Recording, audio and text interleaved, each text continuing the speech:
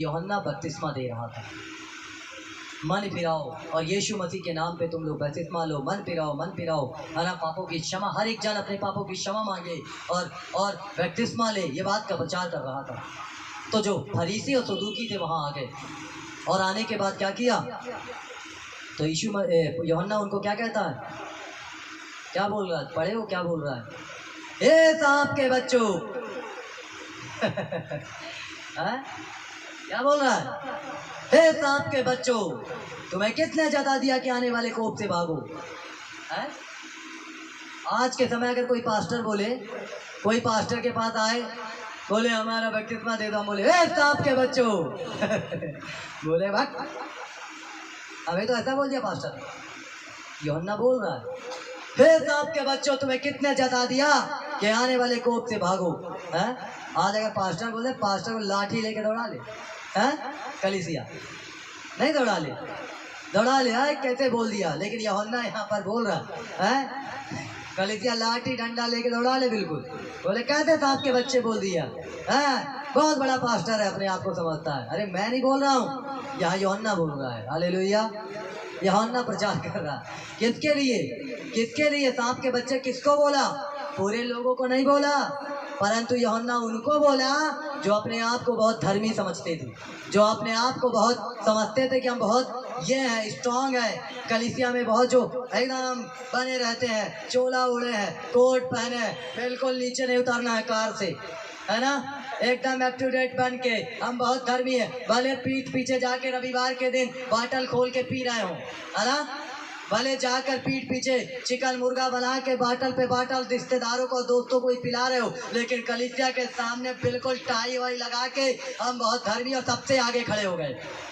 उनके लिए यूहन्ना बोल रहा है। हालेलुया, उस कलीसिया के ऐसे मेंबरों के लिए यूहन्ना बोल रहा है। हालेलुया, सारी कलीसिया के लिए नहीं बोल रहा है ना, सारे लोगों के लिए नहीं बोल रहा है, परंतु ढोंगी लोगों के लिए बोल रहा है, शुद्ध भाषा में, है ना, कि किसने तुम्हें बता दिया कि आने वाले कोप से भागो, किसने तुम्हें बता दिया कि आने वाले उस दर्द से भागो।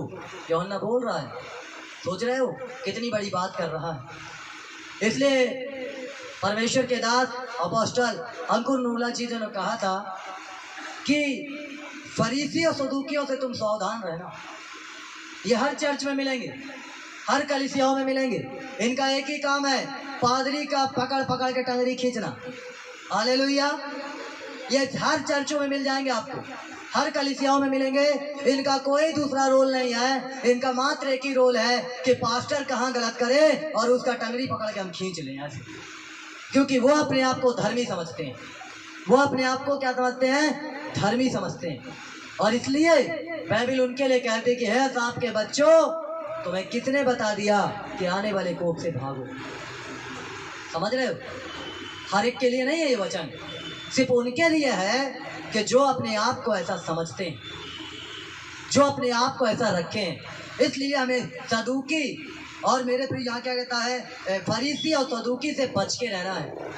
हालेलुया, तर्क वितर्क करने वालों से बच के रहना। अगर आत्मिक जीवन में बढ़ना चाहते हो, अगर आत्मिक जीवन में आगे निकलना चाहते हो, तो आपको पता है मैं 14 साल की उम्र से इस बाइबल को पढ़ रहा हूँ। 14 साल की उम्र से, जब खेलने की उम्र होती है तब से 150 वचन मुझे याद थे, अभी नहीं है। हालेलुया, एक लगन लग गई परमेश्वर के साथ, 150 वचनों को याद कर डाला मैं, और आज भी कई वचन याद है, ऐसा नहीं रेफरेंस भले याद ना हो, वचन याद है। 14 साल की उम्र एक खेलने की उम्र होती है, और उस उम्र से मैं बाइबल को पढ़ता हूँ, है ना, इसलिए मैं अपनी बेटी को हमेशा बाइबल देता हूँ, और दे दिया मैंने उसको एक बड़ी बाइबल। उसको अभी कुछ नहीं आता, लेकिन खोले वो, पढ़े वो, समझे वो, तो जानेगी कि कल के दिन ऐसा ना हो कि कहीं सदूकी फरीसी जैसे वो भी स्ट्रांग रहे। हमारा बाप तो पादरी था, हमारा बाप तो पास्टर है ना। इसलिए कई ऐसे लोग, कई ऐसे परिवार, कई ऐसे जन जो ये समझते हैं कि नहीं मेरा तो पास्टर है बाप, मेरा तो भाई पास्टर है, मेरा तो बेटा पास्टर है, अरे मुझे तो बड़ा ज्ञान है। तो ऐसे ही परिवारों के बीच में फरीसी और सदूकी लोगों का जन्म होता है, याद रखना, समझ गए। ऐसे ही परिवारों के बीच में सदूकी फरीसी जन्म ले लेते हैं, क्योंकि वो लोग कभी बाइबल नहीं पढ़ते, वो लोग आशीषों पे चलते हैं, वो लोग कभी जीवन में उस तरीके से नहीं चलते, अपने आप उनके जिंदगी में आशीष आ जाती है, और जब अपने आप जो चीज़ मिलता है उसकी कीमत नहीं रहती है। हालेलुया। लेकिन जब मेहनत करते हैं, जब उसको पाते हैं, तब परमेश्वर काम करता है। इसलिए यहाँ यूहन्ना बोलता मन फिराओ क्योंकि स्वर्ग का राज निकट आ गया है। और यहाँ पे इनको कहता है फरीसी और सदूकियों को कि हे सांप के बच्चों, तुम्हें किसने जता दिया कि आने वाले कोप से भागो। इसलिए मन फिराओ के योग फल लाओ। क्या फिराओ? मन फिराओ के योग फल लाओ। अपने मन को फिराओ, योग फल लाओ जो तुम्हारे आशीष का कारण हो, जो तुम्हारे आशीष का कारण हो, उस फल को तुम्हें लेकर आना है। हालेलुया। फिर आगे कहता है अपने अपने मन में ये ना सोचो कि हमारा पिता अब्राहम है। आया समझ में? अपने अपने मन में ये ना सोचो कि हमारा बाप पादरी है। अपने अपने मन में सोचो हमारा भाई पास्टर है। अपने अपने मन में ना सोचो कि हमारा बेटा पास्टर है। ऐसे ही लोगों का जन्म होता है। या क्या बोला?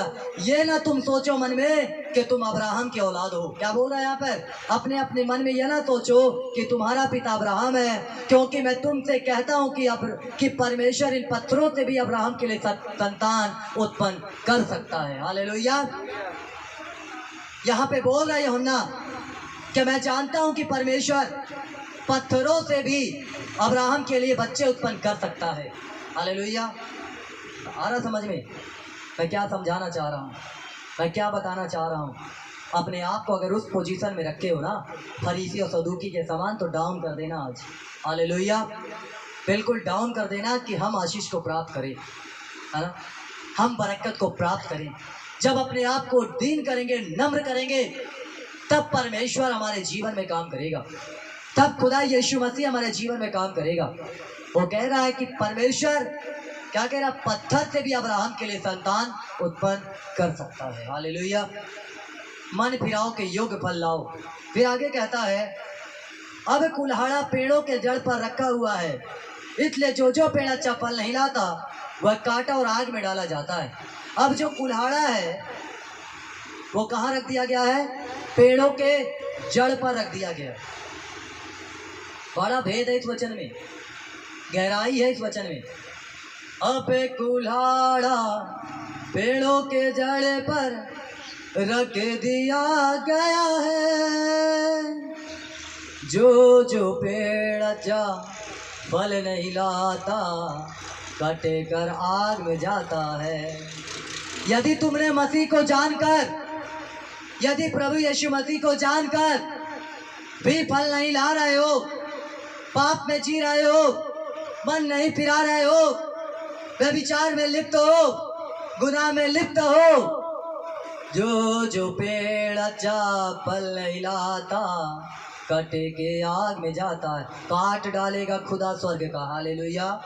याद रखना, क्या कर देगा? काट डालेगा, काट डालेगा। जड़ पे रख दिया गया है कुल्हाड़ा। जीसस क्राइस्ट प्रभु यीशु मसीह बहुत जल्दी आने वाला है। पूरे दुनिया के अंदर यीशु मसीह का प्रचार खुलेआम हो रहा है, क्योंकि यीशु मसीह अपने काम को कर रहा है।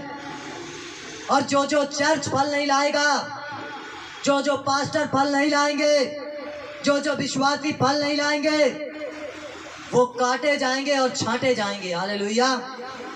इसलिए आज टाइम है कि अपने मन को फिरा लो आज पाप से, अपने मन को फिरा लो गुनाहों से, अपने मन को फिरा लो व्यभिचार से, चोरी से, हत्याओं से, घमंड से, लोभ से, कि परमेश्वर यीशु मसीह जब आए तो तुम्हें वो मुकुट दे। हालेलुया। तुम्हें वो आशीष दे। सदूकी और फरीसियों के समान अपने आप को कठोर मत करो, उन चोलाओं को ओढ़ के मत रहो। इस बात को मत बताओ कि हम इतने सालों से मसीह है या क्रिश्चियन है, या हमारा परिवार मसीह में था, या हमारे बाप दादा मसीह में थे, या हमारे पिता परमेश्वर के वचन का प्रचार करते थे। परमेश्वर इन सब को नहीं देखेगा। परमेश्वर सिर्फ एक बात को देखेगा कि तुम्हारा जीवन मसीह के साथ क्या है, कि तुम्हारा जीवन यीशु मसीह के साथ में क्या है। हालेलुया। हर एक इंसान अपने जिंदगी का लेखा खुद देगा। जो जो पेड़ अच्छा फल नहीं लाएगा वो काटा जाएगा और छांटा जाएगा। और बाइबल उसके लिए बताती है। मैं यहाँ पे कहता है मैं तो पानी से तुम्हें मन फिराओ का बपतिस्मा देता हूँ। यूहन्ना बोल रहा है कि मैं तो पानी से तुम्हें मन फिराओ का बपतिस्मा देता हूँ, परंतु जो मेरे बाद आने वाला है वह मुझसे शक्तिशाली है, मैं उसकी जूती उठाने के भी योग्य नहीं। वह तुम्हें पवित्र आत्मा और आग से बपतिस्मा देगा। हालेलुया। मैं तो तुम्हें किससे बपतिस्मा दे रहा हूँ? पानी से। मैं तुम्हें जल से बपतिस्मा दे रहा हूँ, लेकिन मेरे बाद जो आने वाला है, यीशु मसीह के लिए कह रहा हूँ, वो तुम्हें पवित्र आत्मा, वो तुम्हें जल से और पवित्र आत्मा से बपतिस्मा देगा। हालेलुया।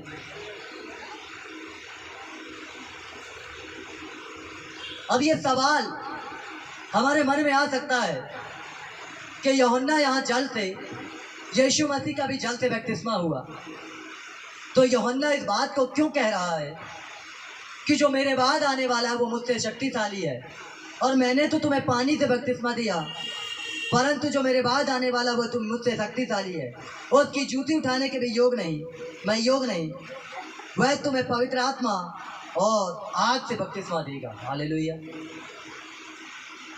आ रहा समझ में?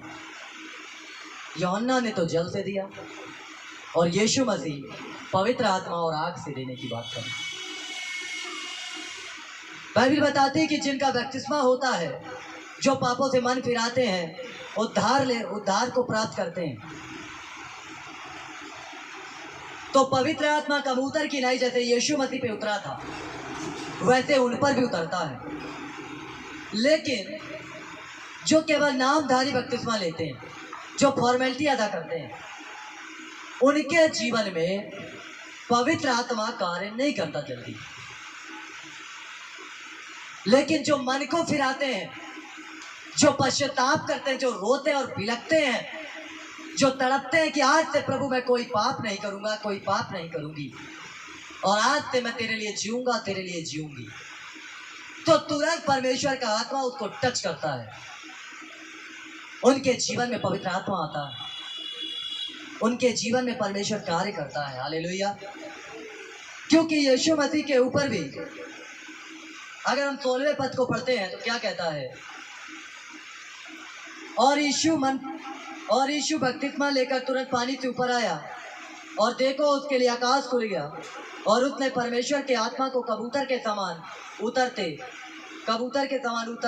और अपने ऊपर आते देखा, और देखो ये आकाशवाणी हुई, यह मेरा प्रिय पुत्र है जिससे मैं अत्यंत प्रसन्न हूँ। हालेलुया। जब यीशु मसीह का बपतिस्मा हुआ, किसने दिया? यूहन्ना ने दिया। यूहन्ना मना कर रहा था कि मैं नहीं दे सकता, मैं तो तेरे जूते के बंधन खोलने के लायक भी नहीं हूँ। तो यीशु मसीह ने कहा कि अब ऐसा ही होने दे। हालेलुया। अब ऐसा ही होने दे, क्योंकि हमें इसी रीति से पूरी धार्मिकता को पूरा करना अनिवार्य है। हालेलुया। अब इस बात को आप समझो कि मन फिराना कितना इम्पोर्टेंट है। पाप क्यों आता है और पाप के कारण क्या आता है? जब पाप आपके ज़िंदगी में आता है, गुनाह आपके ज़िंदगी में आता है, तो बीमारियां आती हैं, और जब बीमारियां आती हैं तो आप परेशान हो जाते हैं, फिर कोई रास्ता नहीं दिखता, कोई मार्ग नहीं दिखता। तो यीशु मसीह कहते हैं कि तुम अपने पापों का पश्चाताप करो, तुम अपने मन को फिराओ। यीशु मसीह ने भी कहा है, केवल यूहन्ना बस इस बात का प्रचार नहीं किया, यीशु मसीह ने भी कहा है। अगर हम देखते हैं मत्ती 4:17 क्या कहता है? उसने उनसे, उस समय यीशु ने यह प्रचार करना और यह करना आरंभ किया, मन फिराओ क्योंकि स्वर्ग का राज निकट है।